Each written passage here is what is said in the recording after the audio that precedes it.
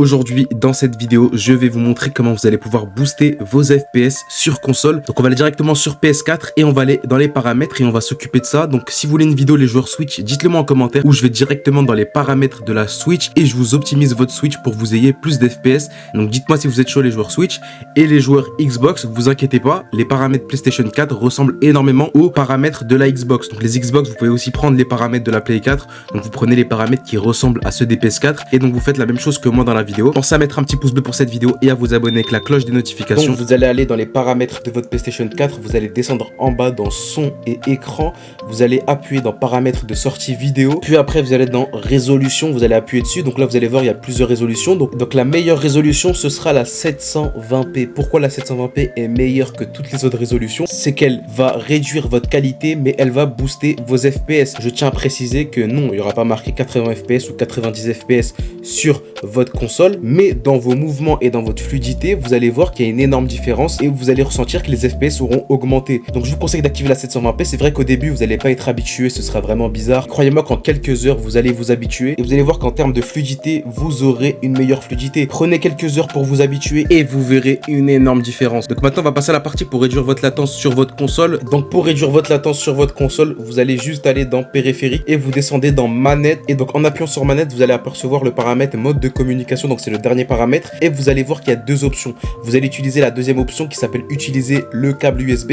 Donc pourquoi ce paramètre est meilleur que la Bluetooth? C'est parce que votre PS4 sera directement branché à votre manette. Donc pour tous ceux qui veulent réduire un peu la latence sur votre console, activez bien le mode utiliser le câble USB.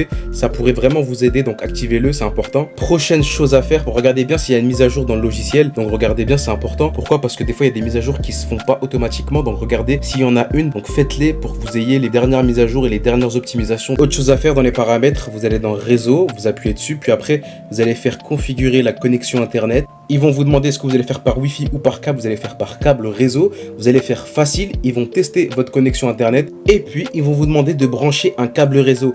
Et vous devez absolument acheter un câble réseau, les gars. C'est trop important.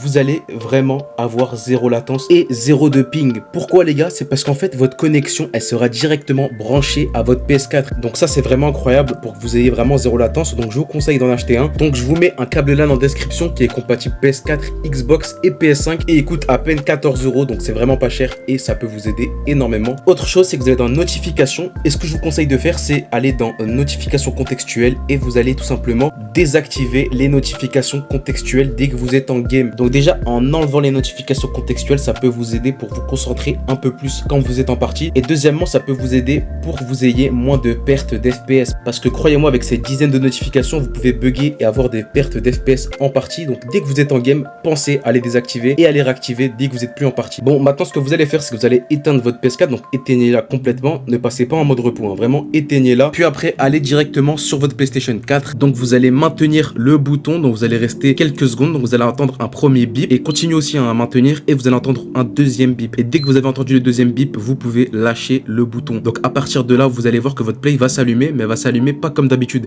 elle va s'allumer en mode échec. Ce mode là va vous permettre d'optimiser votre PlayStation 4. Donc là ils vont vous demander de vous connecter avec un câble USB, donc prenez un câble et connectez-vous avec votre manette. Puis après, allez dans le cinquième paramètre et appuyez sur reconstruire la base de données. Vous inquiétez pas, vous allez perdre aucun fichier, il n'y aura aucun problème. Ça va juste optimiser votre PS4 pour qu'elle bug un peu moins et qu'elle soit un tout petit peu plus fluide. Donc si vous voulez un peu plus de fluidité, moins de perte d'FPS, je vous conseille de faire ça. Et donc là, ils vont vous dire que la base de données va être reconstruite. Vous allez faire OK. Et donc là, vous aurez un petit chargement. Donc moi, regardez, ça dure que 4 minutes alors que je l'ai fait il y a 5-6 mois. Donc comme vous pouvez le voir, c'est vraiment super rapide. Donc je vous conseille de le faire, ça prend vraiment pas trop de temps. Donc regardez, c'est presque fini et ça va vraiment optimiser ma PS4, ça va vraiment tout remettre à zéro. Mais vous inquiétez pas, il n'y aura aucun problème, vous aurez tous vos jeux, vous aurez tous vos téléchargements, vous aurez tous vos messages, vous inquiétez pas sur ça. C'est juste que ça va vraiment refaire la base de données de votre play et ça va tout optimiser. Enfin voilà, c'est la fin de la vidéo, j'espère qu'elle vous a plu. Si vous voulez une partie 2, n'hésitez pas à me le dire en commentaire. Et les joueurs Switch, dites-moi si vous voulez une vidéo pour votre console.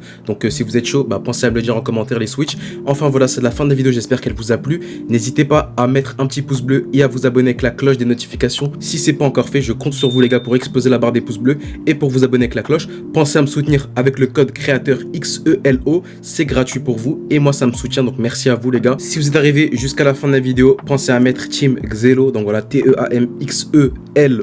Ça montre que vous êtes resté jusqu'à la fin. Sur ce, je vous dis à la prochaine. Je vous laisse avec le gameplay. C'était Xelo. Allez, ciao les gars.